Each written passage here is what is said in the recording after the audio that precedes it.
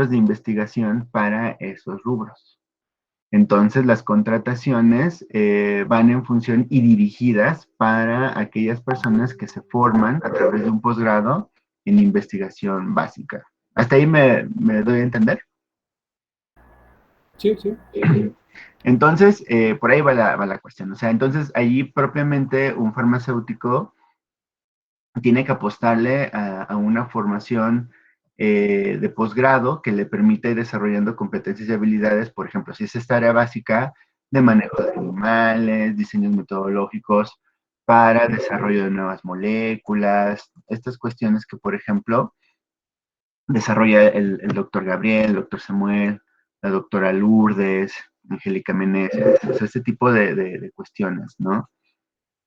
Y para el otro ámbito, el aplicado, entonces las estructuras académicas pueden variar porque entonces allí lo que pasa es que además de que el farmacéutico trabaja en la farmacia comunitaria porque es dueño de su farmacia, trabaja en un hospital porque es lo que le mantiene y le da su estatus, colabora con una universidad y genera productos científicos. Entonces ya la arista es diferente porque la universidad no necesariamente desarrolla el perfil del farmacéutico para estas áreas aplicadas, más bien invita a que se sumen a sus líneas ya profesionales que tienen una actividad en campo que puedan desarrollar. Entonces ahí la cuestión es un poco más compleja porque entonces pues tengo que entrar a trabajar a un campo clínico, sumarme a una facultad y producir la investigación. Entonces las convocatorias pueden ser diversas, etcétera. Para nuestro país las universidades las emiten tomando en cuenta pues, los perfiles actuales que tenemos de egresados en farmacia y entonces puede ser a veces un poquito variado las necesidades de plazas de investigadores relacionadas a farmacia en los diferentes estados. Entonces, pues bueno, eso sería así como el asunto, ¿no? Que habría que tomar en cuenta antes de decir, bueno, qué se requeriría. Primero resolver hacia qué área, ¿no? Es a donde se perfila potencialmente el farmacéutico. ¿Y ¿De qué acuerdo? tal farmacia clínica? ¿Perdón? Como por ejemplo, ¿qué tal farmacia clínica? Ujú. Iría un poco con la otra alternativa que te decía, ¿no? La segunda. O sea, si alguien va a Estados Unidos, va a Europa y todo este rollo y quiere hacer investigación, lo que van a preguntar, bueno, ¿cuál es tu currículo relacionado al ámbito clínico y tu producción científica? Y ya de ahí, de acuerdo a las convocatorias de plazas de trabajo, es lo que tendría que cubrir el farmacéutico interesado. Muchas gracias, Doc. Ok, muy bien. Bueno, pues vamos a empezar la sesión de hoy para que nos dé tiempo de llegar al caso que les quiero comentar en relación al cierre pues ya de los diferentes grupos farmacológicos relacionados a la hipertensión. Entonces, uno que ya estaba así como pendiente de revisar, me dicen si ya se puede ver la diapositiva. Era propiamente este grupo, el de los diuréticos. Dijimos que de cierta manera los diuréticos eran así como los fármacos buena onda, que eran los amigables con otros grupos farmacológicos por las ventajas que ofrecían en lo que toca a desplazar agua, de ahí esta denominación, y esto por modificar particularmente la concentración de sodio. Claro está que ahorita no vamos a invertir tiempo en retomar con sumo detalle, ¿se acuerdan? Este proceso de excreción, reabsorción de agua a nivel de todo este aparato llamado nefrona y que además por su naturaleza, como se encontraba dispuesto, ¿Se acuerdan que particularmente podía tener esta cuestión de ser todo un sistema de intercambio de electrolitos, no solamente de sodio, dependiendo de la porción proximal, de asa o distal, en donde se tenían estas acciones, que dependía de la acción también de algunas hormonas, de ahí que remataremos con algunas ideas relacionadas a la aldosterona, que particularmente pues medía a través de sus receptores este proceso de retención de agua particularmente, ¿no? Entonces, los diuréticos más comunes actualmente pues, son los diuréticos de asa, los tiacídicos, en menos proporción los ahorradores de potasio, y en lo que toca a los inhibidores de anhidrasa carbónica, estos son muy limitados porque vamos a ver que es solo muy específico el uso que actualmente pueden tener, sobre todo por el órgano en el cual se ha visto, y los osmáticos pues ya ni se digan, ¿no? Estos pues solamente diré que se trata de unos primeros agentes que buscaban también remediar el caso de la presión intraocular. Entonces, teniendo eso presente, ya habíamos adelantado que los diuréticos no necesariamente por este desplazamiento de agua iban a tener como un reflejo inmediato el fenómeno de hipotensión. Entonces, eso ya nos daba pues una ventaja sobre a otros grupos farmacológicos en donde reconocimos pues que podía evidenciarse el caso de un reflejo simpático, ¿no? O sea, como que se puede incrementar la frecuencia cardíaca y que esto, pues, podría ser un potencial efecto secundario, además de la hipotensión como tal.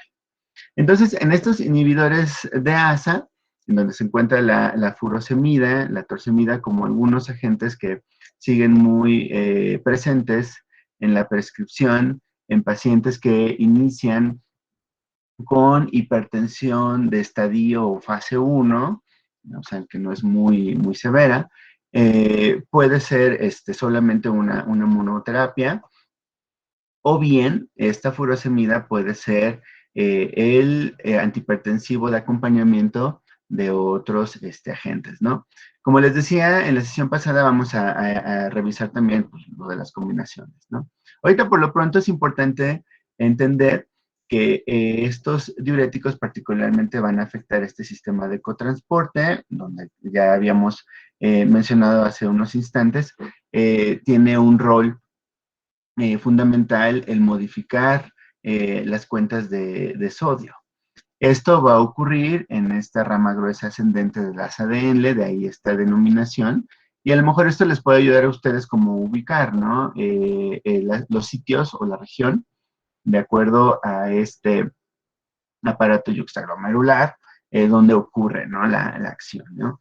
Ahora, la excreción de sodio va a tener por consecuencia la excreción de agua principalmente y disminuye, por lo tanto, el volumen sanguíneo, el volumen plasmático y entonces el gasto cardíaco va a disminuir.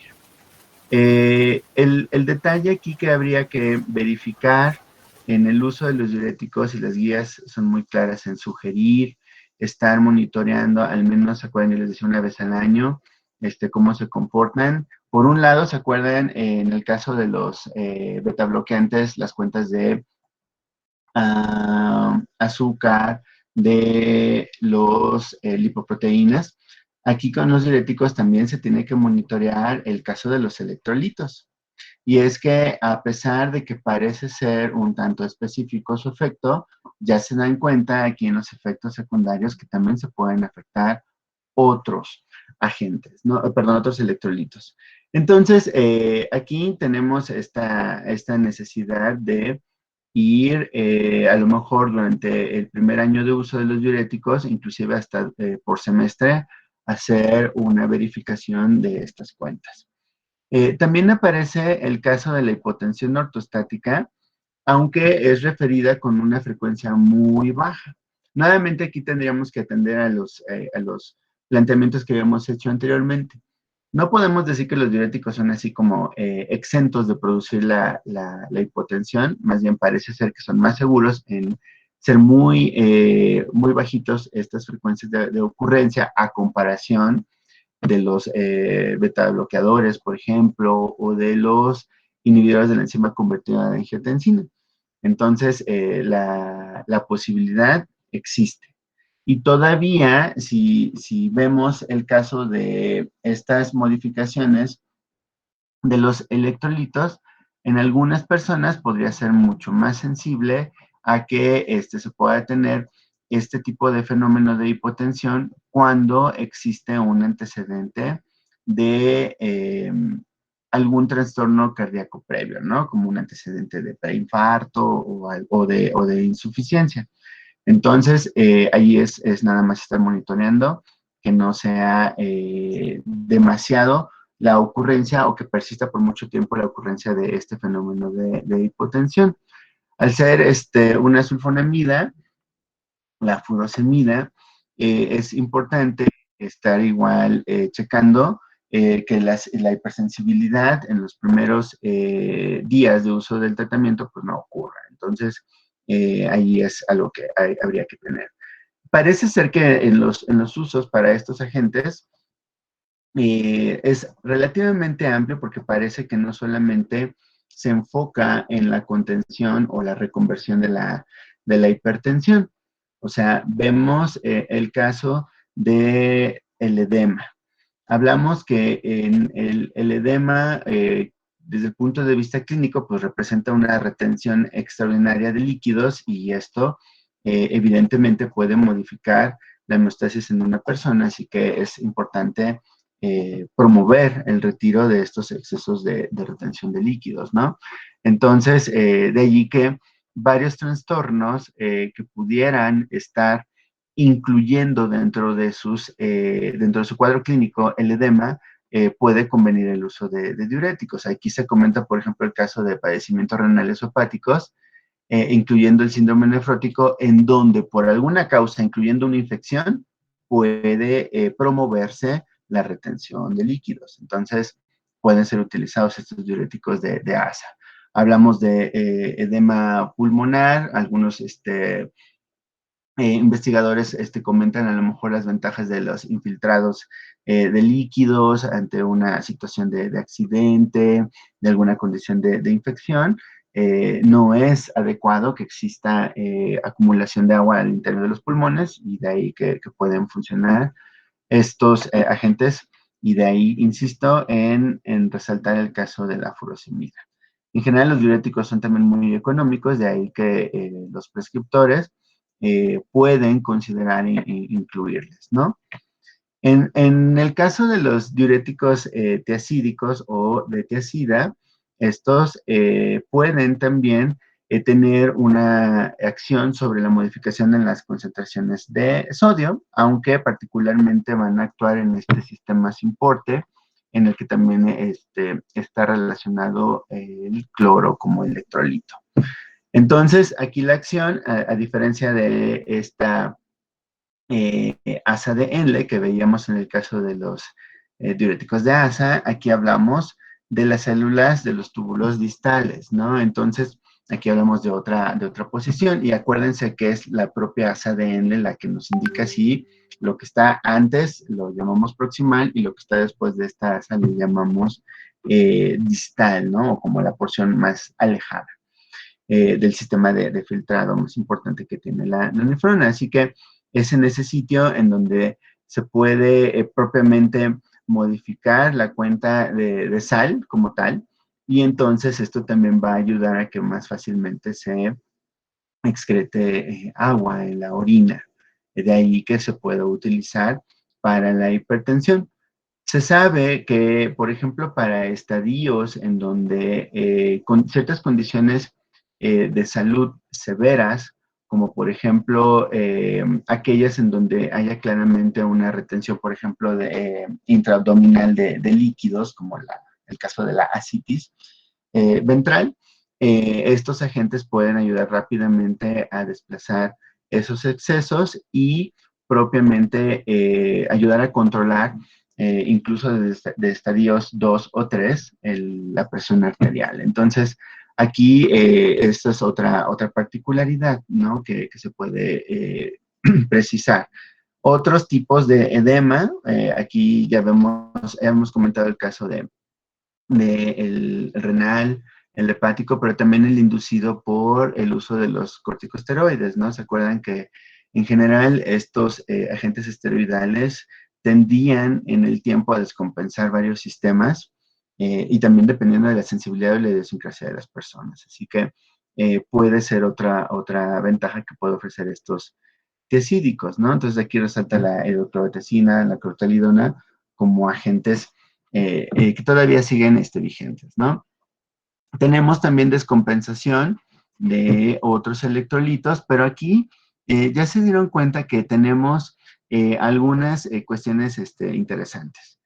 Diré igual para el caso de la hipotensión y la hipersensibilidad, lo que comenté en el caso de los diuréticos de ASA, la posibilidad, no podemos decir que no van a ocurrir porque pues, existe ese riesgo, pero vean, el caso de las posibles contraindicaciones, que pueden modificar la liberación de insulina porque depende mucho, lo vamos a ver en el siguiente tema, la liberación de la insulina depende mucho del potasio. Entonces, al modificarse o disminuirse las cuentas de electrolito de potasio a nivel general, particularmente en el páncreas, esto puede mermar la liberación de insulina y por lo tanto puede descompensarse la glicemia. Entonces, aquí habría que tener cuidado de ver si el perfil del paciente amerita otra alternativa, como el de ASA, ¿no? En donde no se mete con esta cuestión, ¿no?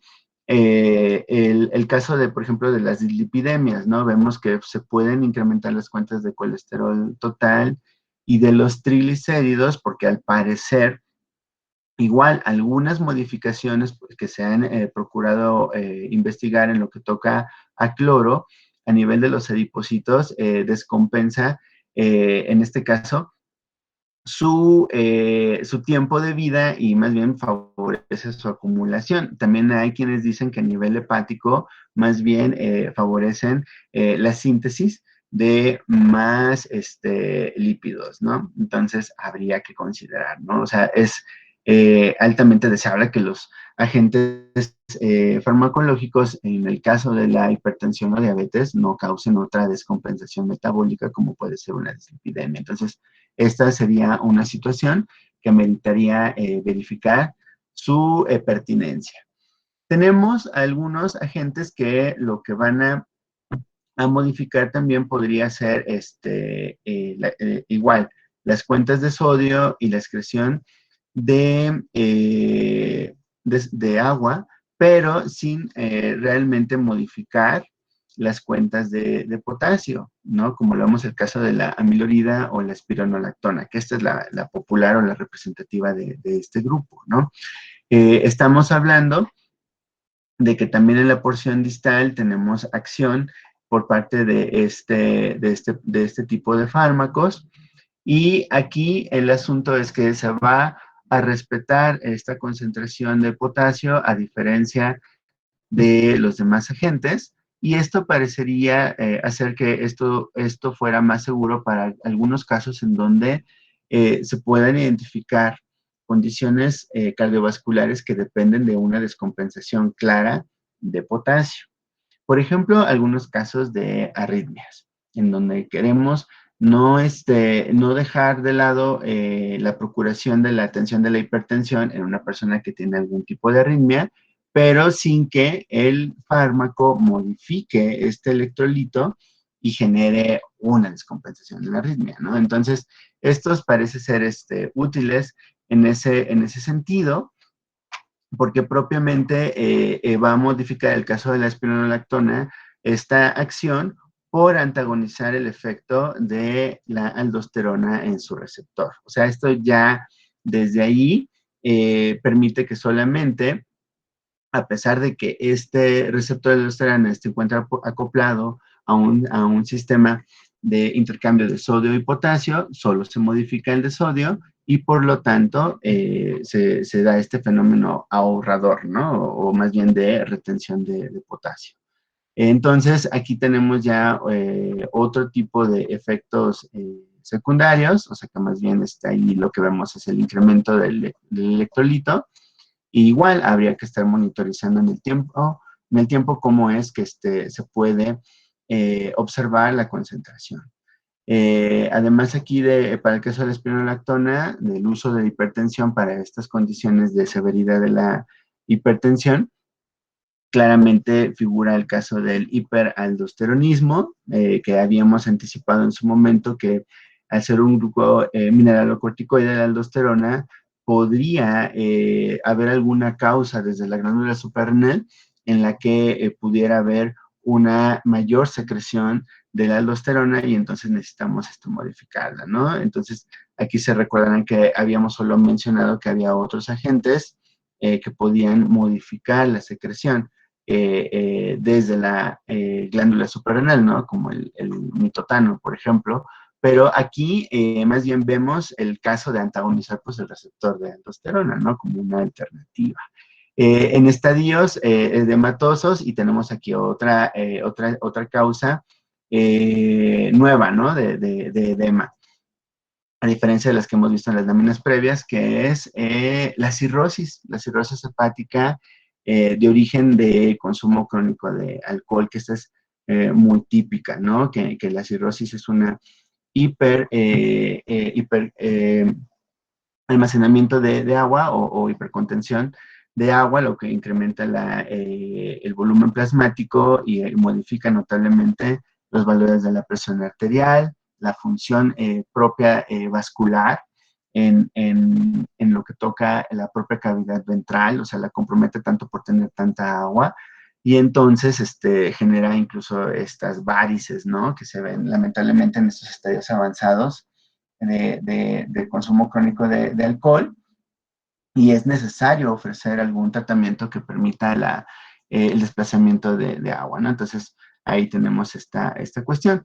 Se comenta que es importante monitorizar qué tanto impacto tiene este ahorro de potasio, porque propiamente puede observarse en algunas personas acidosis metabólica, que es propiamente el potasio, lo que puede en un dado momento, al formar ciertos complejos, puede revertir este tipo de fenómeno de acidez, pero no siempre sucede, así que solamente es igual estar monitorizando, explorando en la cronicidad del uso de estos agentes, por ejemplo, datos de toxicidad, por ejemplo, letargia, dificultades para respirar, dolor de cabeza, mareo, ¿no? Que serían algunos datos que podrían ir indicando esta acidosis. Entonces hay que estarlo verificando, ¿no?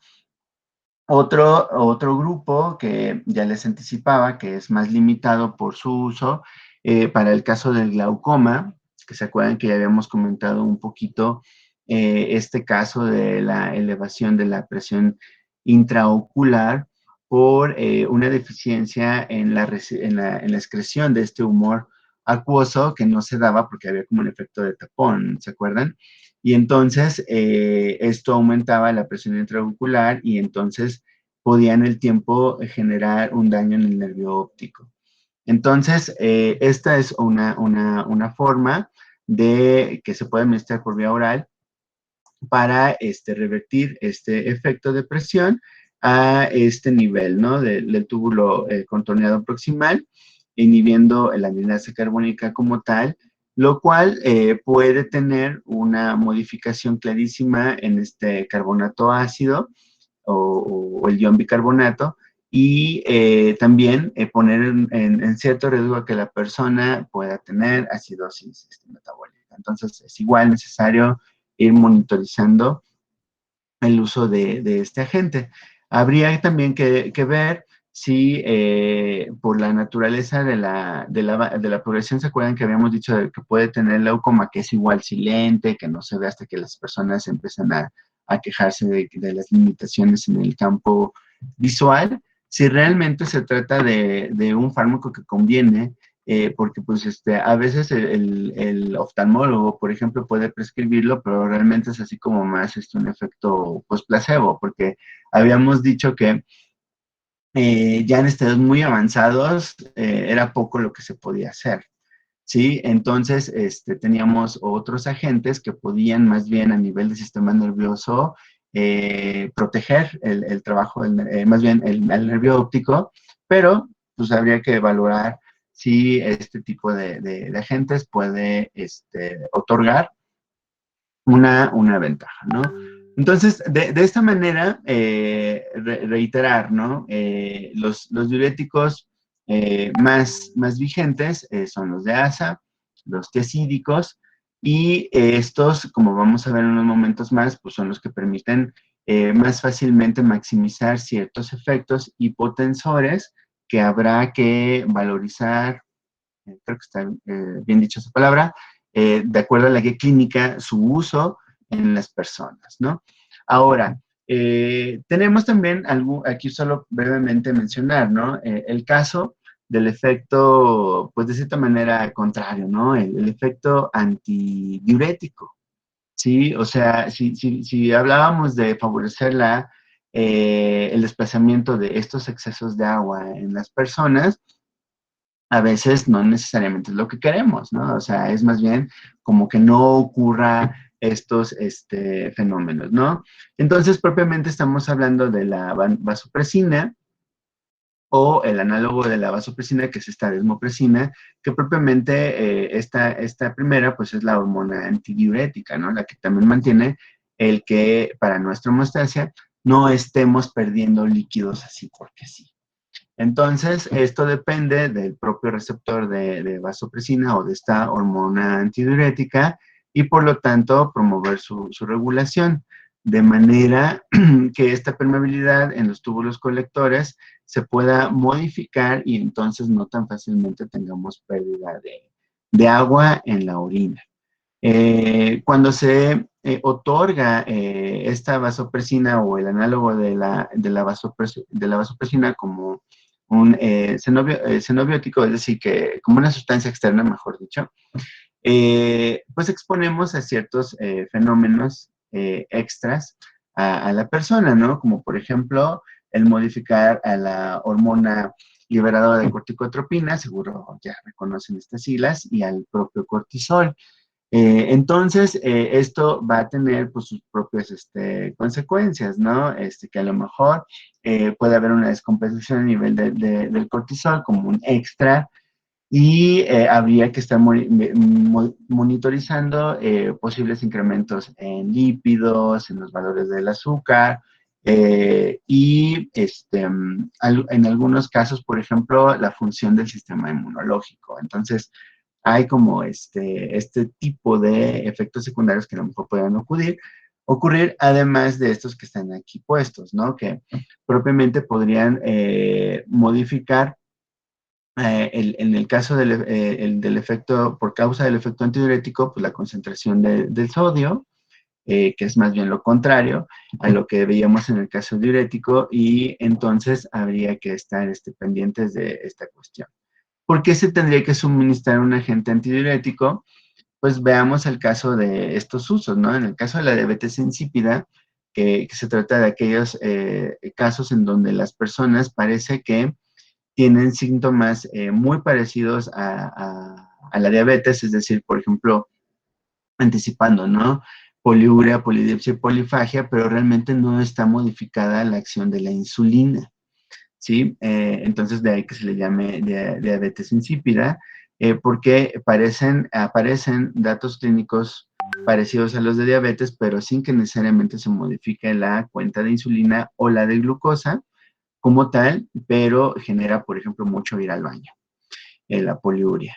En la neuresis nocturna, que hemos comentado que hay algunos fármacos que a lo mejor ayudan a modificar estas ganas de ir a orinar constantemente o en la noche y esto modifica la calidad del sueño, entonces esto pues ayuda a que retenga el agua un poco más de tiempo y al menos le permita dormir, ¿no? Entonces de ahí tenemos este tipo de ventajas para aquellos casos en donde claramente sea necesario revertir estos datos, ¿no?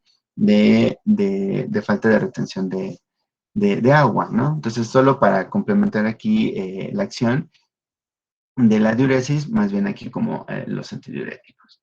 Y para terminar, solamente precisaré en el caso de los bloqueadores del canal de calcio, tres agentes que son importantes mencionar como los más utilizados en la práctica, sobre todo porque se sabe, y lo dijimos anticipadamente, pueden tener algunos efectos extra, además del tratamiento de la presión arterial, por razón de modificar la concentración de los iones calcio, particularmente a nivel del tejido del miocardio. Esto significa que el impedir que se cuente con una adecuada concentración de calcio en tejidos musculares e inclusive a nivel del tejido liso, puede revertir la posibilidad del efecto de contracción que hace el músculo de manera adecuada.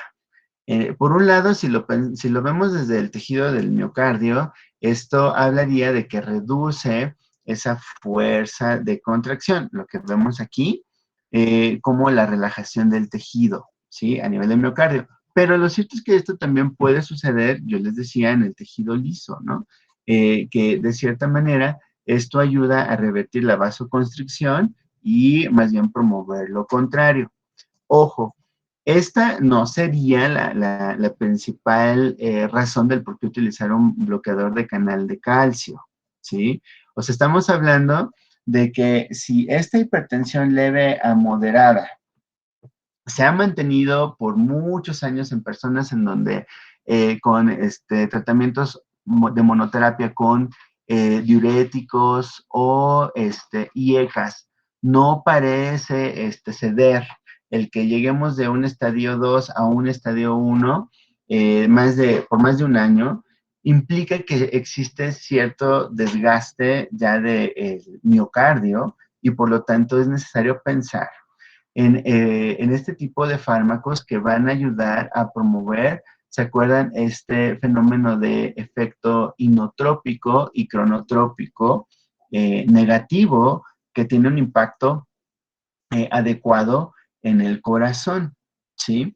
Entonces, es decir, ya estuvimos un año y no pasa a lo mejor de recuperar de 170 milímetros de mercurio la presión sistólica, cuando mucho llegó a 150, o sea, como promedio, ¿sabes qué? El solo tener una acción sobre el tejido arterial, es decir, de favorecer la vasodilatación, no es suficiente.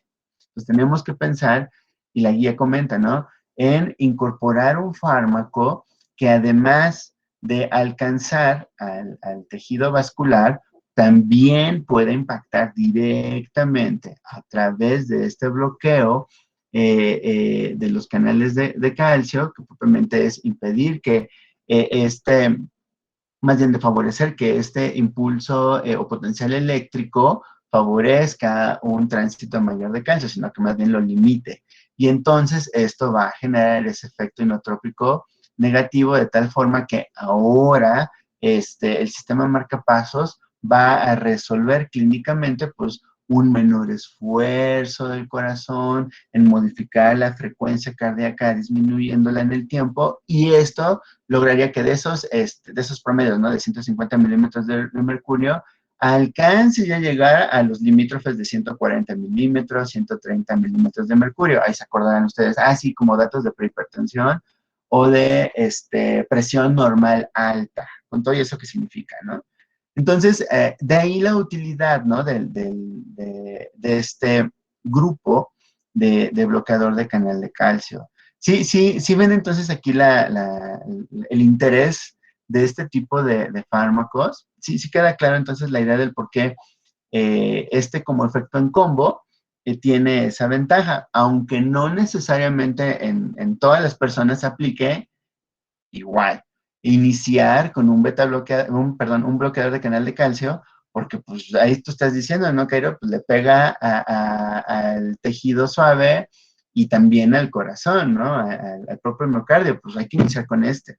Sí queda claro esta cuestión. Me gustaría escuchar si vamos bien.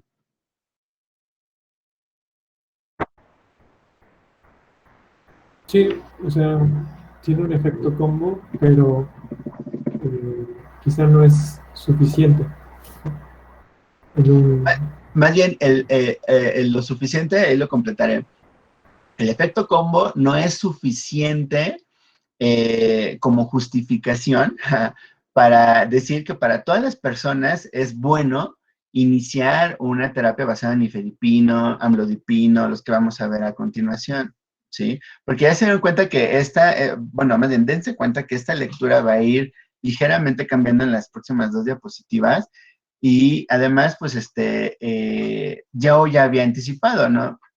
Dependiendo de la severidad de la hipertensión, pues existen otras alternativas, ¿no? Es que el asunto es que tenemos un riesgo de este reflejo simpático que es temporal, que puede, entre que va modificando este relajamiento a nivel de los vasos, puede haber este reflejo simpático así como que, a ver, espérate, voy a empezar a transitar a sistema parasimpático y entonces puede haber taquicardia, puede haber gasto cardíaco incrementado, pero es solo durante algunos días. Esto sucede conforme se va saturando el sistema de canal de calcio. O sea, en tanto se va bloqueando, porque acuérdense que no es instantáneo todo este asunto. ¿Se acuerdan que en la farmacología, cuando hablamos del antagonismo, del bloqueo de un sistema acoplado, por ejemplo, a una enzima, a una bomba y todo, o sea, es gradual. Acuérdense de este fenómeno de la distribución, ¿no? De los compartimentos, ¿sí? O sea, es gradual. Y entonces en las primeras tomas el reflejo se da. Y de ahí que tenemos esto de la taquicardia, ¿no? De la hipotensión. Y se supera, ¿sí? Pero hay que estar pendientes. No todas las personas son como sensibles, ¿no? Por ejemplo, aquí más bien hay que estar pendientes de estos otros malestares como la cefalea, el mareo, la náusea o el edema, porque también puede llegar a descompensar en la función de la aldosterona y de sus receptores, descompensa algunos electrolitos y temporalmente genera edema, ¿no?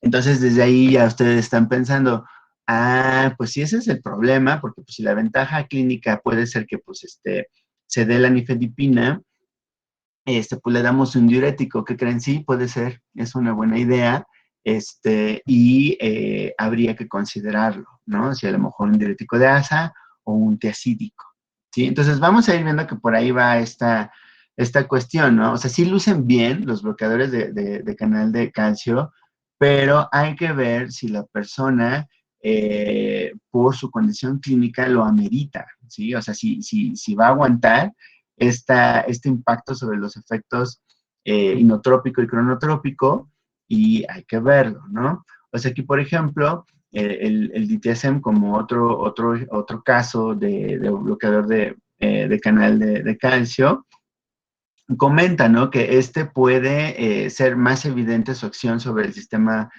marcapasos. De allí que se incorpora un uso alternativo a la hipertensión o a la angina, ¿no? Las arritmias, ¿sí?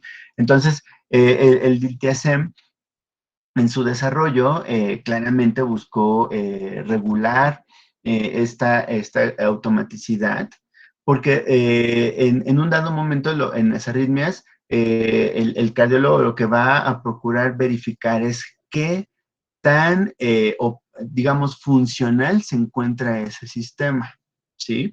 Este nodo sinusal lateral y el vehículo ventricular, ¿se acuerdan? Los extremos ahí como del corazón, si sobrevivieron al infarto que esa persona transitó, a la superinfección que a lo mejor tuvo, a la cirugía. Y entonces en esta valoración que se hace es ver, bueno, si todavía es rescatable la funcionalidad del sistema marcapasos, lo aprovecho y entonces lo que ocurriría es utilizar este tipo de fármacos que van a ayudar a producir en el tiempo este trabajo, ¿no? El detalle es que el caso del ITSM, como en las primeras tomas va a impactar directamente sobre este sistema marcapasos, puede llegar a relajarlo tanto que parece que está cansado. Y de ahí que como un efecto secundario es que las primeras semanas parece que esa persona tiene insuficiencia cardíaca. Órale, ¿no? Entonces, este ya sería una contraindicación. Si el paciente se sabe que tiene antecedentes de insuficiencia cardíaca, mejor ni darlo porque ya les había dicho que en la insuficiencia es necesario no desgastar o no favorecer más ese aparente cansancio que puede tener el corazón. Entonces, en general es reversible, ¿sí? No es tan severo, o sea, no significa que todo el tiempo va a ser insuficiente cardíaco la persona que toma el litiazem. No, esto es reversible y hay que estarlo monitorizando. ¿Cuáles serían los datos de alarma? Propiamente datos clínicos de insuficiencia, así como que, ¿sabe que llevo ya 2 semanas y media tomando el litiazem y ya me preocupé porque ahora ya me canso muchísimo al subir las escaleras? ¿Se acuerdan de esa cuestión? De caminar pequeños tramos, o sea, ya ni puedo ir ni al pan, o sea, porque ya siento que se me sale el corazón, ¿no? Tengo una fatiga, me dicen que hasta me pongo azul.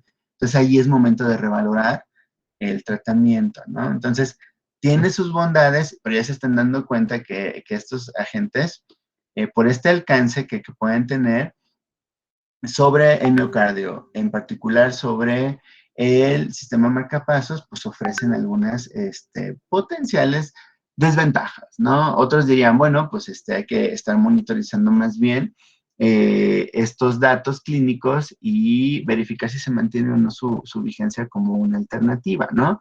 El verapamilo también tiene esta posibilidad de alcanzar también el sistema marcapasos.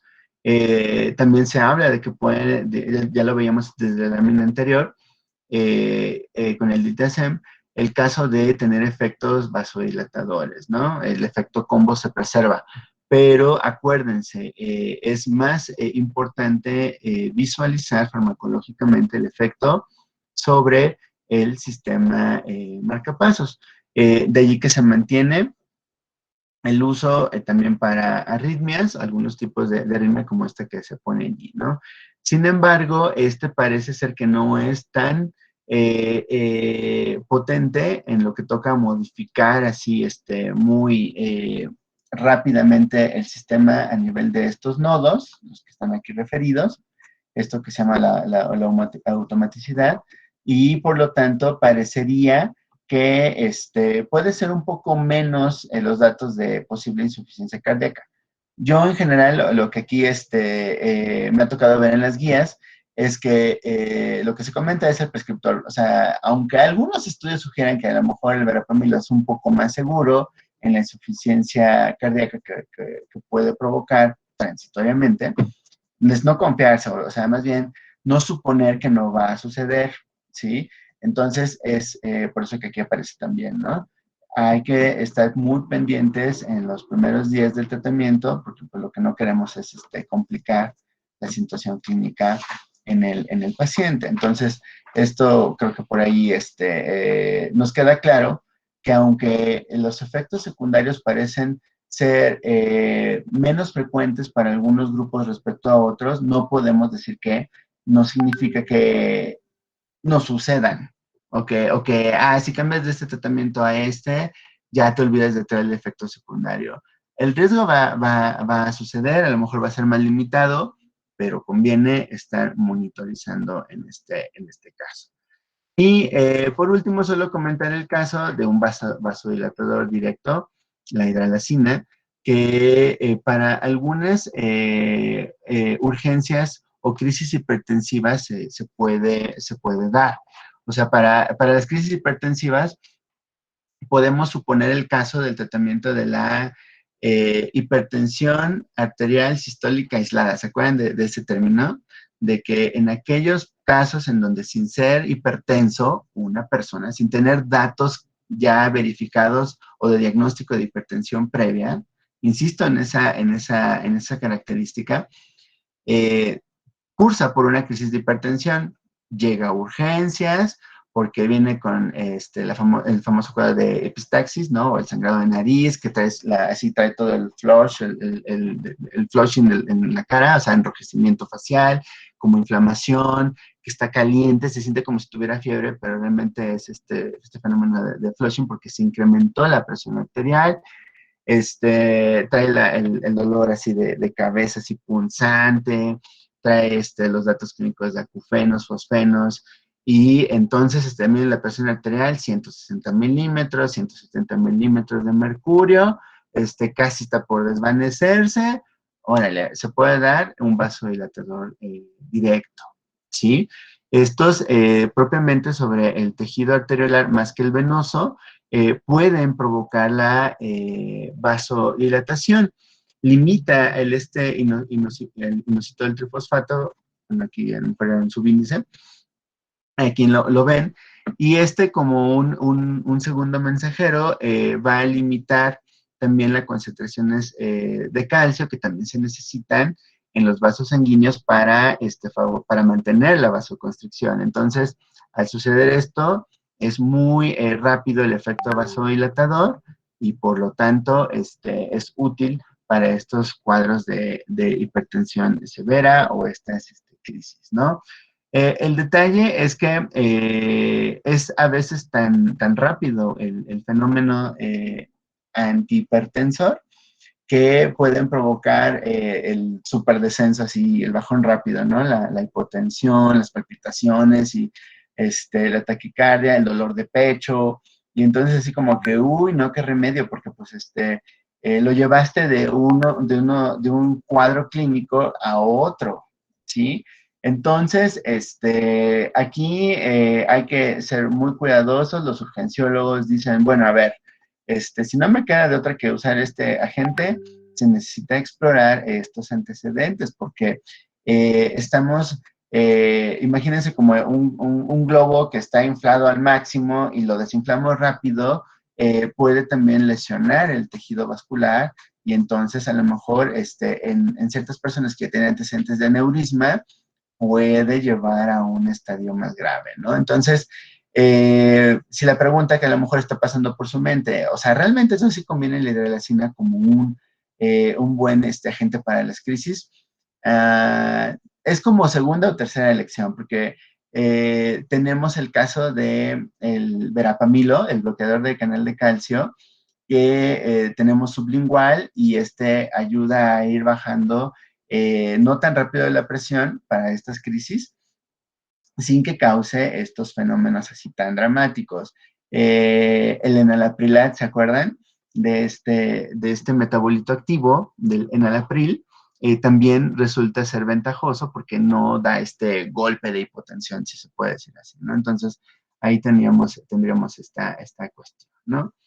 Entonces, aquí ya para ir resolviendo, ¿no? En los próximos minutos, pues bueno, a ver, ya tenemos aquí como todo el planteamiento de los diferentes mecanismos de acción entre los simpatolíticos centrales, los betabloqueadores, comentamos el caso de los IECA, de los antagonistas del receptor de angiotensina, diuréticos, betabloqueadores, o sea, tenemos por ahí varias cuestiones, ¿no? Entonces, las guías clínicas para hipertensión y diabetes, ¿qué creen? Desde aproximadamente hace unos 5 o 4 años, tienen una coincidencia bien importante en siempre verificar, antes de iniciar una terapia para diabetes o hipertensión, si no existe una comorbilidad metabólica, incluyendo hipertensión, que a lo mejor no esté diagnosticada. ¿Sí? O sea, así como que cerciórate antes de que estás diciendo que tu paciente tiene hipertensión, cerciórate que no vaya a tener diabetes y viceversa, ¿sí? Y además, no dejes pasar la posibilidad de calcular el riesgo cardiovascular, ¿sí? O sea, teniendo eso presente, entonces la guía dice, bueno, procedamos, ¿sí? O sea, ¿en qué casos puedes iniciar con una monoterapia o las conveniencias de una monoterapia o si ya iniciamos con combinaciones, ¿no? El riesgo cardiovascular lo veremos más adelante, pero aquí anticipado, o sea, se refiere al riesgo que tiene una persona a padecer alguna enfermedad del corazón o del sistema cardiovascular per se en los próximos 10 años. Y existen calculadoras, así que pueden ustedes descargar y todo este rollo, pero aplican bajo ciertas premisas. Para mayores de edad, y además que cuenten con ciertos datos bioquímicos recientes. Por ejemplo, algunas calculadoras piden los valores últimos de LDL o de HDL, algunas calculadoras piden al menos el de triglicéridos, algunas calculadoras piden el de colesterol total, el valor de la última medición de glicemia, o bien el de si hay o no evidencia de eh, albuminuria. Entonces, así como que, o sea, si queremos calcular ahorita mismo nuestro riesgo cardiovascular, no sería tan fácil, porque pues si yo les pregunto cuándo fue que se hicieron estos últimos estudios, pues puede ser variable la respuesta, ¿no? Entonces, se necesitan estos datos en la mano para poder ver esto. Además, el riesgo cardiovascular implica el responder si es hombre o mujer, la edad, si se cuenta con historia previa de consumo de tabaco, obvio, porque este es un riesgo cardiovascular súper importante. Y en algunas calculadoras también se requiere saber índice de masa corporal. O sea, es complejo, ¿no? Entonces, el riesgo cardiovascular se presenta en porcentaje. Eh, Varios estudios señalan que el riesgo cardiovascular como más grave es aquel de cercano al 14 o 15%, o sea que existen posibilidades de que una persona incluso pueda transitar a un infarto o a un fenómeno de aterogénesis o formación de un ateroma en un periodo de 10 años o menos, ¿no? O sea, es variable esta lectura. Por ejemplo, lo que hemos estudiado para personas que viven con VIH y que tienen riesgo cardiovascular, hemos visto que con solo tener 7.5% como un valor de respuesta de riesgo cardiovascular en las personas que viven con VIH, esto ya supone un gran riesgo de que puedan sufrir alguna de estas condiciones aunado al consumir tratamiento antirretroviral, porque los antirretrovirales descompensan lípidos y niveles de glucosa. Así que esto es importante, ¿no? Es variable. Regresando. Cuando hablamos de hipertensión grado 2, estadio 2 y riesgo cardiovascular calculado ya previamente y que resulte elevado, digámoslo así, por arriba de 7.5%, 8%, requiere combinación. Pacientes con diabetes tipo 2 e hipertensión, que tengan datos de enfermedad renal crónica, ¿sí? Desde que sea un paciente que crónicamente tiene a lo mejor reinfección de vías urinarias altas, ya este paciente es candidateable a que ya pueda tener un daño en el filtrado glomerular. Evidencia de proteinuria, significa que ya tiene daño importante crónico, ¿sí? Entonces, puede iniciar con una combinación, pero es deseable que incluya antagonistas de receptor de angiotensina 2, ¿sí? Entonces, ahí tenemos estas consideraciones. Todavía más, si el riesgo cardiovascular ya de por sí resulta alto, a lo mejor todavía considerar el uso de estatinas de forma profiláctica habrá que considerarse. O sea, son pacientes que tienen datos ya de dislipidemias de tipo familiar, descompensadas de más de 2 años, por ejemplo. Ya es así como que, doctor, por favor, valoren su paciente, si él le da una estatina porque es el riesgo de que en cualquier rato o silentemente esté ya desarrollando un ateroma es elevado. Entonces hay que comentar esta cuestión. O vean el caso del uso del ácido acetilsalicílico como este agente, en este caso que promueve el efecto anticoagulante, ¿no? Entonces, todavía tendría que precisarse, ¿no?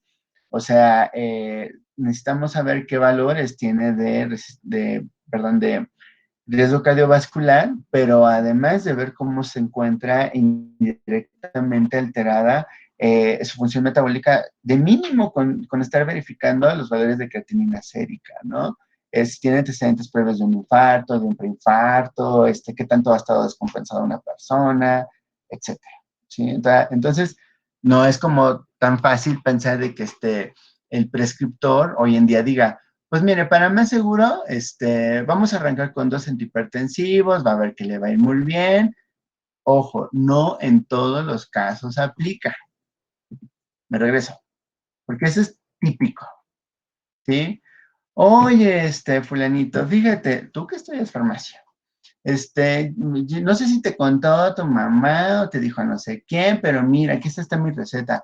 Llevo 2 meses de que dijeron que soy hipertensa. ¿Sí? Y yo no tengo diabetes, pero mira, y leemos y ¡zas! Tiene 3 antihipertensivos. O sea, eso ya es así como que para ustedes así un foco súper rojo de que, a ver, o sea, ya habíamos dicho, ¿no? ¿Cómo hicieron el diagnóstico? Y si está bien el diagnóstico, o sea, ¿cómo visualizó el prescriptor el escenario clínico como para decidir una combinación? ¿Sí? Entonces, ahí tenemos ya una necesidad de ver esta cuestión, ¿no? O sea, a ver, ¿tienes tú esto? ¿Tienes tú o sea, hay que considerar esto porque no siempre todos los pacientes ameritan iniciar con una combinación, ¿sí? Si los datos que veíamos antes se dan, entonces ahora tenemos estos, ¿no? O sea, que las combinaciones que en general las guías pueden compartir, pues había que ver en un dado momento qué premisas deben de atender, ¿no? O sea, la combinación dice aquí de fármacos es más recomendable que elevar la dosis del fármaco original. O sea, si por ejemplo solo iba con un cardioprotector, ¿no? Como puede ser enalapril. Bueno, pues en lugar de la dosis basal o la que indica la guía, ¿no? Que pueden ser 25 miligramos, pues se la subo a 50.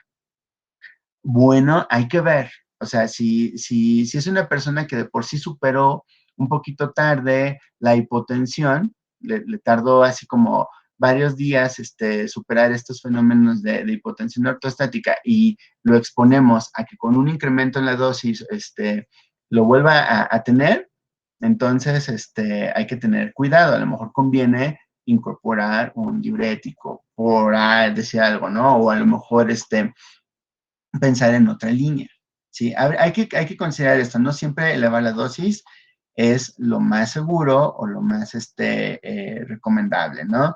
Habla aquí de la combinación, por ejemplo, de un IECA y un bloqueador de canal de calcio, sobre todo por reducir los eventos cerebrovasculares.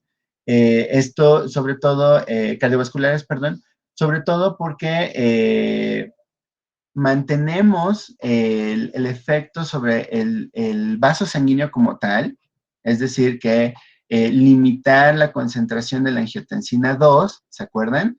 Y por lo tanto su efecto vasoconstrictor, pero además acercamos un efecto protector directamente sobre el corazón, ¿sí? Al promover estos efectos inotrópicos y cronotrópicos negativos, ¿no? O bien por el efecto diurético, ¿sí? Pero hay que ver, porque si tenemos posibles descompensaciones por el caso de la acción de los tiacídicos sobre los electrolitos, ¿se acuerdan que hemos comentado que puede haber esas descompensaciones? Hay que considerarlo, ¿no? Si es un paciente que sí le batalló con el diurético o que claramente tiene un perfil de arritmia, hay que valorarlo, ¿no? Ahí es donde vamos a tener que ver cómo el paciente de pronto anda así como ping-pong en la discusión que el médico familiar dice esto y el cardiólogo dice esto. Y entonces así como que, a ver, que el farmacéutico diga que conviene más. Entonces sí puede haber estos detalles, ¿no? Toda combinación debe ser monitorizada y desde luego un dato muy importante y que no hay que perder de vista, pues es este efecto aditivo, ¿no? O sea, las combinaciones en ciertos grupos farmacológicos sí suponen el que se pueda incrementar el riesgo de hipotensión. Ya ejemplos, así como visualizados solo en biterapias, por ejemplo, un IECA, como puede ser el enalapril con un diurético tiacídico, hidroclorotiazida o la furosemida, puede ser, aquí ya lo vemos, ¿no? El losartán, telmisartán, aquí tenemos esto, dependiendo de, aquí ya lo dijimos recientemente, ¿no? De cómo está la función cardiovascular, pues es que se incorpora al IECA o al ARA2, nifedipino o verapamilo, ahí esto habría que ver. Otras aceptables, menos eficaces o no recomendables, pues aquí están, ¿no? Aquí hay una O de más. En este segundo punto más bien está de más. Ya decíamos que la combinación no más apropiada era la del UNI-ECA y el antagonista de receptor de angiotensina. Antier lo decíamos, ahí aparece, ¿no? Entonces, hay que verificar también, desde luego, la farmacoterapia concomitante que pueda tener el paciente, y como les decía, y la propia recomendación de las guías era, si hay una comorbilidad como diabetes o de otro orden metabólico, ojo, hay que verificar, si no vamos a tener una contraindicación o una interacción importante que nos lleva a darse todo esto, ¿no? Es muy común ver referida inclusive en las propias guías este tipo del famoso hexágono de las combinaciones, ¿no? O sea, aquí ya por color o por la continuidad de las líneas nos indica que puede ser más conveniente o no. O sea, los diuréticos ya les decía yo que pues sí son así como amiguis de otros grupos, o sea, de los antagonistas de receptor de angiotensina, de los antagonistas o bloqueadores de canal de calcio, de los IECA, ¿no? Pero realmente con los bloqueadores de receptor beta adrenérgico, no es que no haya beneficios, sino que puede ser muy variable, porque acuérdense que tenemos una acción que depende justo de la acción adrenérgica y que esto puede generar algunas descompensaciones. Así que es más bien como que punteado, o sea, son útiles, pero es así como segunda elección, tercera elección. No es que no sea posible, o sea, aquí otros puede ser, por ejemplo, el caso de algunos fármacos utilizados específicamente para insuficiencia, como por ejemplo la digoxina, pero, o sea, no es que no se lleven bien, pero pues hay que verificar si son recomendables, ¿no? Entonces, por ahí esto es lo que podemos ver. Triterapia es una cuestión así, como yo les ponía en el ejemplo o el comentario que les decía hace unos momentos. ¿Es posible? O sea, sí, es válido, o sea, sí, pero ya vieron en este caso, cuando después de cierta temporalidad, yo les ponía el ejemplo después de un año, por ejemplo, para casos en donde sí se sabe que hay un diagnóstico de diabetes y de hipertensión, en donde a lo mejor potencialmente uno pueda estar descontrolado o donde exista fallo terapéutico y por lo tanto no se alcance la meta terapéutica, ok, el riesgo de que por no normalizar en lo posible la presión arterial es elevado, a que más bien tengamos daño a órganos blancos como riñones, como el ojo, etcétera, pues podemos recurrir a una triterapia, ¿no? Entonces, hidroclorotiazida a lo mejor, enalapril, telmisartán, por ejemplo, uno de estos más un bloqueador de canal de calcio, ¿sí? O sea, sí es posible también ver esto y se puede verificar, o sea, sí, es un paciente con diabetes de 10, 15 años de evolución, hipertensión de 20 años de evolución, y en el último año y medio, nomás, después de haberse mantenido cercano a los 130 milímetros de mercurio sistólico, ha ido en franco ascenso, entonces se puede considerar, ¿no? Habrá que ver si conviene utilizar beta o alfa bloqueantes, estos simpatolíticos centrales, y ver, nuevamente, monitorizar efectos aditivos, ¿no?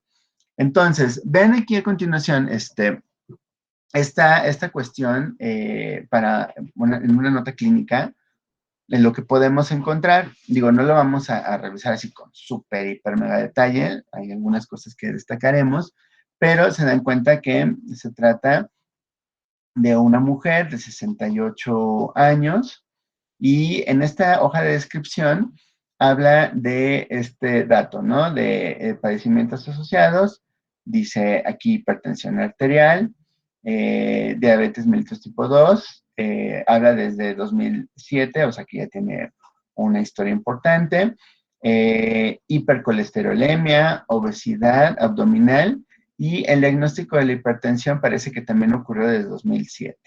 Entonces, si esta nota es para 2008, al menos 11 años de evolución se esperaría que ya tiene esta persona. Hay que tener en cuenta que el tiempo de evolución de la enfermedad, como lo vemos aquí, pues parte desde el diagnóstico que se da. Ojo, esto no ampara el tiempo de evolución silente. ¿Se acuerdan que esto lo veíamos al principio del tema? Que pudo haber tenido esta persona antes, ¿sí? Y que yo les decía que incluso todos nosotros podíamos estar transitando sin saberlo, ¿no? Entonces, ahí tenemos esta cuestión ahí importante. Factores de riesgo, pues, la propia hipertensión, sobrepeso, sedentarismo, hipertrigliceridemia, hipercolesterolemia, diabetes mellitus, estrés y la obesidad abdominal, ¿sí?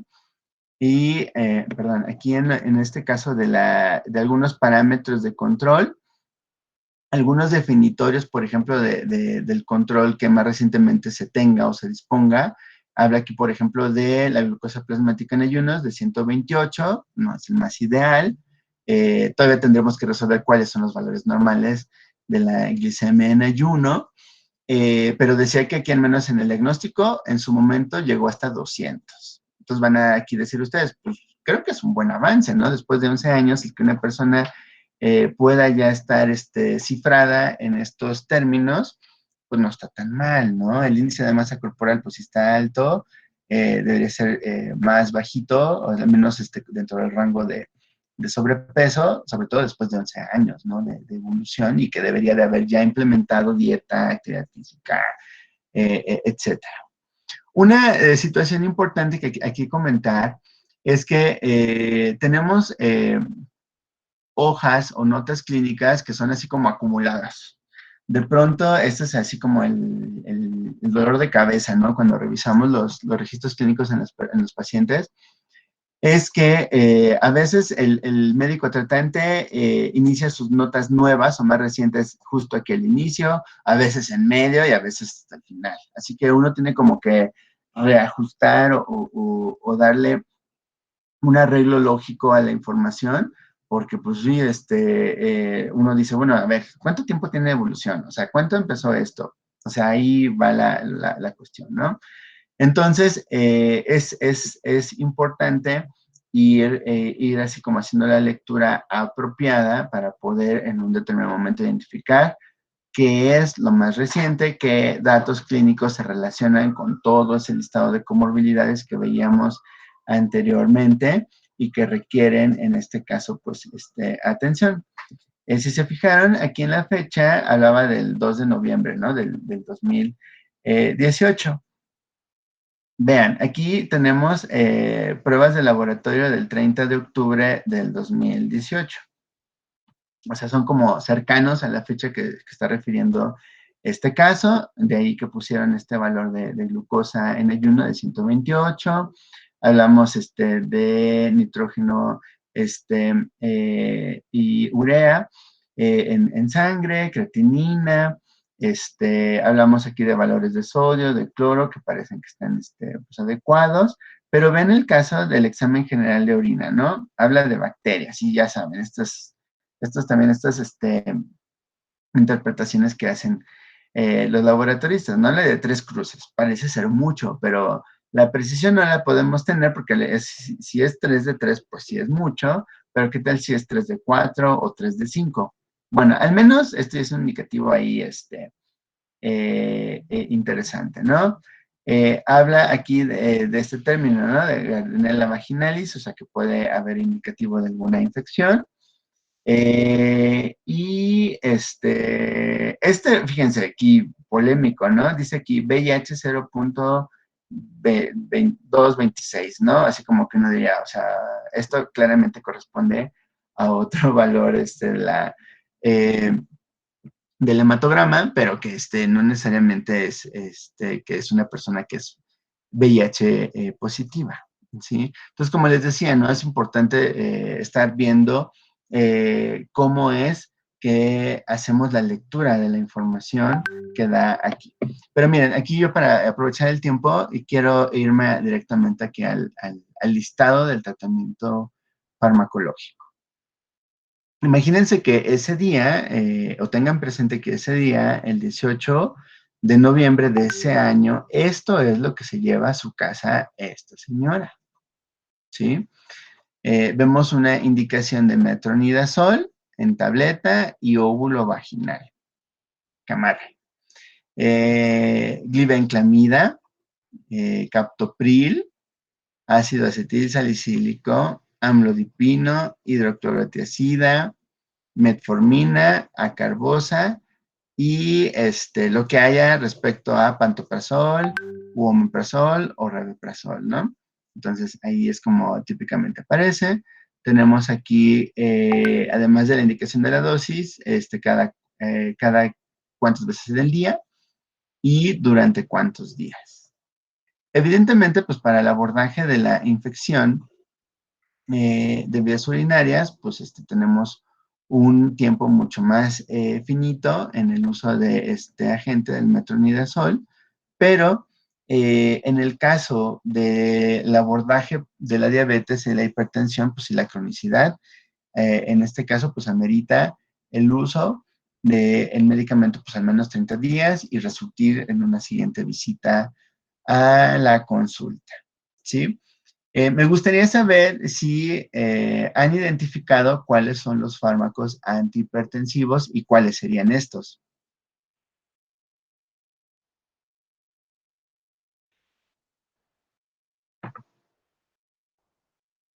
¿Ya los vieron?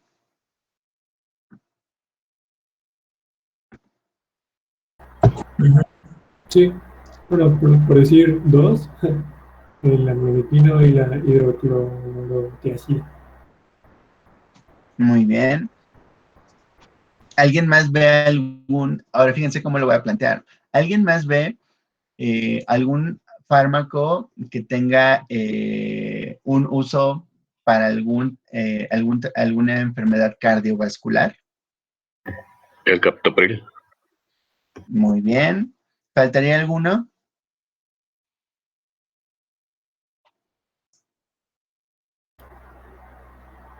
También pusieron el acetilsalicílico. Muy bien. Entonces, allí tendríamos como que oportunidad de poner a prueba el caso de las consideraciones alrededor de una posible triterapia, ¿se acuerdan? O sea, ¿creen ustedes que el perfil de esta persona amerita una triterapia? Digo, ahorita pensemos en el caso de la hidroclorotiazida, amlodipino, captopril. El ácido acetil salicílico podría guardar una relación con este efecto antiagregante plaquetario y fungir como un efecto cardioprotector. Pero solamente pensamos en el captopril, amlodipino y la hidroclorotiazida. ¿Creen ustedes que de acuerdo a estos criterios que les comentaba hace unos minutos, este caso esté justificado? O sea, digamos, pues impacta, pero es adecuado. O definitivamente no. ¿Qué piensan ustedes?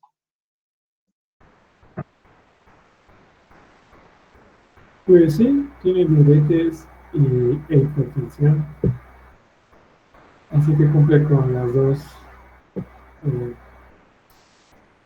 características, por así decirlo, y se Ok, necesita de un tercero para pues llegar a la meta, pero quizás no durante mucho tiempo. Por eso van a ir a consultar después de 30 días, así que la vuelta. A ver, antes hasta ahí está bien el comentario, gracias. Aquí, fíjense, su compañero comenta, tenemos la acreditación de uno de los puntos que decía, ¿no? Tener verificado la presencia de la comorbilidad, en este caso diabetes e hipertensión. Pero este mismo punto aparecía para el caso de la biterapia y de la triterapia. Entonces, como que para ambos casos aplica. Pero además para el caso de la triterapia, aquí lo que hay que tener presente, y también lo dice su compañero, ¿no? De cierta manera, el tiempo de evolución de la enfermedad. ¿Se acuerdan que yo lo comentaba? O sea, donde ese tiempo de evolución largo parezca influir en la no adquisición de la meta terapéutica. O sea, como que ya pasó mucho tiempo y resulta que es un paciente que no acaba de llegar a la meta terapéutica deseada, ¿no? O sea, que ya pueda considerarse que ya superó por debajo la barrera de los 140 milímetros de mercurio sistólico. Sí, o sea, como para después de 10 años, ok, no esperamos que tenga el valor de la presión arterial óptimo o normal, que ya se lo saben, ¿sí? Pero sí queremos que tenga al menos un valor de así como tipo prehipertensión o de presión normal alta. O sea, debe estar en los 130, en los 120, a lo mejor. Y no sucede, ¿no? Entonces, aquí solo podemos verificar esto si hiciéramos un análisis retrospectivo, así en el tiempo, de cómo se ha comportado el promedio de la presión arterial sistólica en esta persona. Seguramente meditaría por allí el caso de la terapia, ¿no? Puede ser. Pero no lo tenemos, ¿no? Así que, pues, digamos que daremos más bien, procuraremos el beneficio de la duda de que a lo mejor sí efectivamente no mejoró, no alcanzó esa meta y entonces, pues, por eso el médico decidió en algún momento implementar la triterapia, ¿no? En ese caso. Pero acuérdense que también dentro de los puntos se hablaba de la presencia, para el caso de la triterapia, de factores de riesgo, ¿no? Y vean estos, ¿qué factores, o sea, más bien, estos factores creen ustedes que son suficientes para favorecer la triterapia, de acuerdo a lo que veíamos en ese listado de puntos?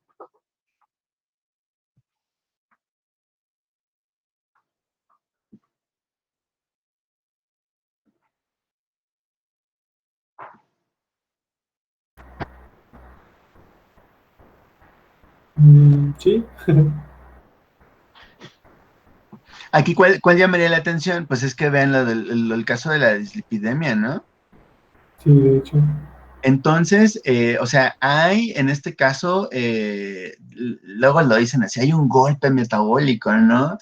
En el caso de los triglicéridos y del colesterol total, ¿no? Y entonces, aquí es más bien cambiar el asunto, o sea, desde el punto de vista del tratamiento de la hipertensión, que es ahorita el que estamos revisando, o sea, parece justificado el caso de la triterapia. E incluso ofrecer esta cardioprotección con el ácido acetil salicílico, ¿sí? Déjenme ver si así ya no hay otra. Pero alguien podría decir, oye, pero a ver, Cairo, sí, muy bonito eso, pero no se necesitaría ofrecer, como lo decía estas láminas, una estatina, un agente hipolipemiante, un agente que modifique las concentraciones de triglicéridos y de colesterol, ¿sí? O sea, vaya, vaya, o sea, no hay aquí algún caso, ¿no? Atorvastatina, simvastatina, algo así, no lo vemos aquí. Nuevamente, para este caso, pues sí, ese es lo que tú decías, ¿no, Cairo? El beneficio de la duda. A lo mejor resulta que el mes anterior sí le dio algo, para los lípidos. Es más, no tenemos claro si hay resultados de laboratorio previo o cercanos que hablen claramente de esas dislipidemias.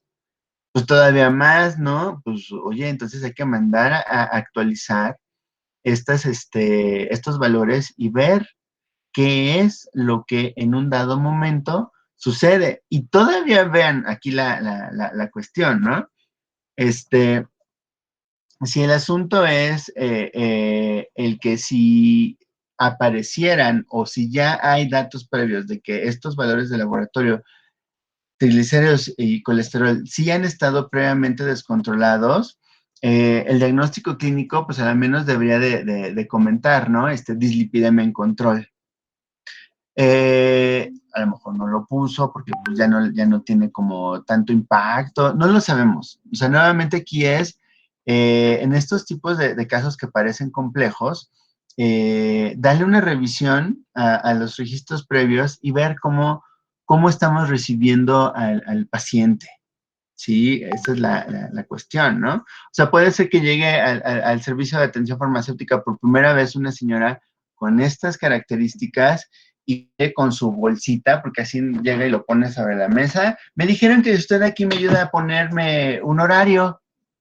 O sea, van a decir ustedes, híjoles, pues qué complicado, ¿no? Porque pues mira aquí, hay varios medicamentos de una vez al día, hay uno para cada 8, que es un agente para el control de la diabetes, tenemos metformina, acarbosa, glibenclamida, una triterapia para el control de la diabetes, ¿no? Y vamos a ver después, ¿es válido tener una triterapia para el control de la diabetes? ¿No conviene ya proceder a la insulinización? O sea, allí tenemos varias complejidades y es hacer la conciliación de la farmacoterapia, ¿no? Y es hacer la identificación de problemas relacionados a medicamentos o resultados negativos asociados a la medicación, resolver dudas, etcétera, ¿no? Con el paciente. Sí, Pero creo que al menos aquí tenemos parámetros para verificar esto de la triterapia. Yo ¿Ibas a tenía comentar algo? yo tenía una pregunta en esa parte de la triterapia para la diabetes. Eh, Cuando en esos casos, digamos, aplicas la triterapia y ves que no funciona, entonces ya metes insulina, ¿sigues manteniendo los 3 antidiabéticos o ya quitas uno y ya, porque ya compensa la insulina ese efecto? ¿O cómo es? Sí, las guías clínicas te responderían, depende.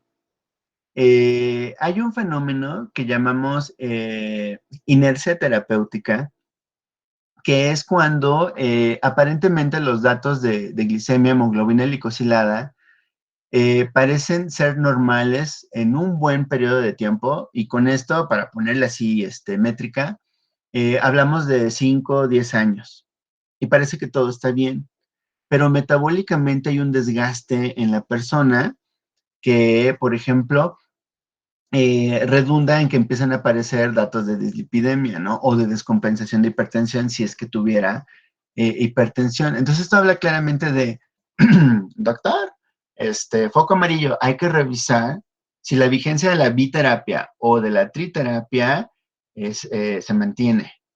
La insulinización a veces representa sí la sustitución o totalmente el replanteamiento de toda la farmacoterapia, ¿sí? Que a veces de 3 se queda solamente uno más la insulina, o que esos 3 se van y ahora solo se queda la insulina o una combinación de insulinas. Por eso un poco lo que yo te decía depende. Vamos a comentar algunas de esas características en la unidad cuando lo veamos. Pero ahorita por lo pronto espero que te quedes con esta idea, ¿no? De que dependiendo de la condición clínica en la que se encuentra el tratamiento, del tiempo de uso de los tratamientos y su mecanismo de acción, es que va a depender si se habla de una terapia sustitutiva totalmente de insulina o si se queda combinada, ¿de acuerdo? Sí, está bien, gracias. ¿Alguien más iba a hacer algún comentario? sí, de hecho iba exactamente al mismo punto de mi compañero. También me hace un poco interesante, por así decirlo, el hecho de que se, se recetase omeprazol o omeprazol, estos gastroprotectores, creo.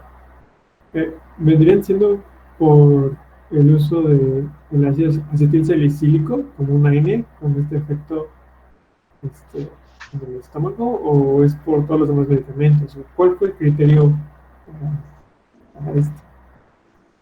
Sí, es común observar que ante un claro caso de polifarmacia, el prescriptor perciba cierto riesgo de irritación gástrica, ¿no? Ajá. Pero sabemos como farmacéuticos que ese riesgo se puede minimizar si atendemos a lo mejor las propias cualidades del tratamiento, de cada fármaco como tal, en lo que toca a ver si conviene utilizarlo antes o después de los alimentos.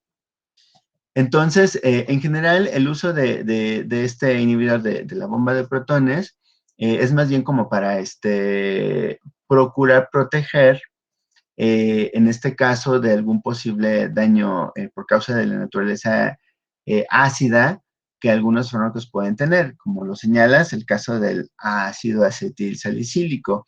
Aunque, ¿qué creen? El ácido acetilsalicílico, va por las noches, generalmente, de la media tableta y es efervescente.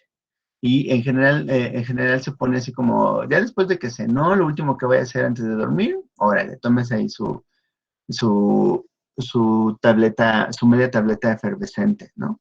Y entonces ahí tenemos esta cuestión. Existe de que se limita un poco este posible daño. Pero el caso es que si la educación sanitaria llega a tiempo para comentar este caso, evitamos, por ejemplo, los PRMs, ¿no? No, ese ácido acetil salicílico que me recetaron me supo muy raro, hasta como que hice espuma en la boca. Pues, ¿qué pasó? Es que la puse en mi boca y me la intenté tragar y no la diluí. No, se me hizo más fácil, más rápido, porque luego tarda en este caso, disolverse, y ahí tenemos más bien ese tipo de problema relacionado a la medicación. Pero sí, un poco va por esa historia, ¿no? Ok, bueno, pues entonces la próxima semana será emocionante. Tenemos una exposición pendiente.